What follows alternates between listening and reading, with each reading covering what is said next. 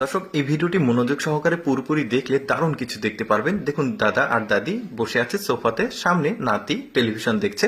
তো দাদা এখান থেকে উঠে গিয়ে দুইটা বই নিয়ে এসে দাদিকে একটা দিল, আর তার হাতে একটা আছে। এখন বাচ্চাটা পেছনে তাকিয়ে দেখবে তার দাদা আর দাদি বই নিয়ে পড়াশোনা করছে। দেখুন বাচ্চাটার বুদ্ধিটা কি।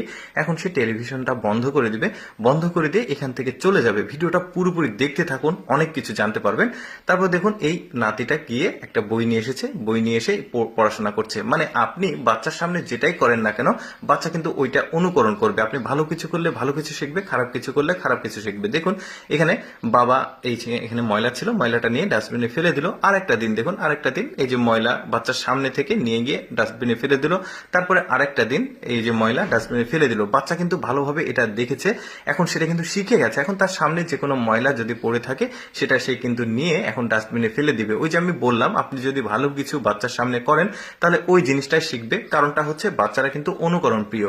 দেখুন এই লোকটা তার মাকে নিয়ে এসে বসার জন্য টুল দিল, তারপরে আরেক দিন মাকে বসার জন্য টুল দিয়েছে, আরেক দিন এভাবে ঠিক বাচ্চার সামনে কয়েকটা দিন এই একই কাজ করেছে। বাচ্চাটা কিন্তু এখন শিখে গেছে। এখন যেটা করবে, তার দাদি যখন বসে আছে এখন সে ঘরের মধ্য থেকে এই যে টুল নিয়ে এসেছে বসতে দেওয়ার জন্য।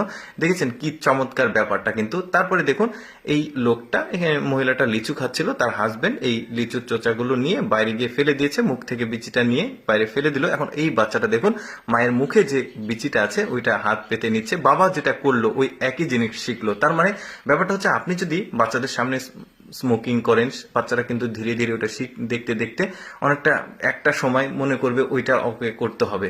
তো এই দেখতে থাকুন আপনার ভিডিওটা, খুবই চমৎকার। এই যে সামনে দুইটা কেক আছে।